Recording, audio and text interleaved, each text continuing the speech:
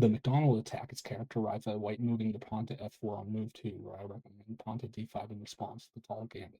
There are three common responses for white: knight to c3, pawn to e5, and the focus of today's video, white capturing black's pawn on d5.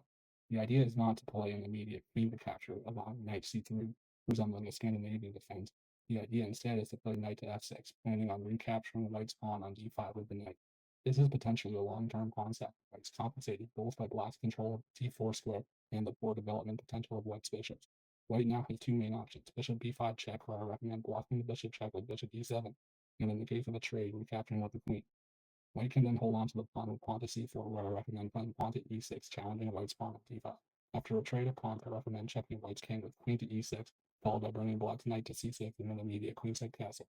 Going back, if white chooses instead to not check black's king with bishop b5, they can defend the pawn on d5 with the immediate pawn to c4. In this case, I also recommend pushing black's pawn to e6, and in the case of a capture, d takes e6, capturing white's pawn with bishop e6. From here, there are many options for white. One main continuation starts with knight to f3. Black is able to reply to white's knight f3 with knight to c6, fighting for the d4 square.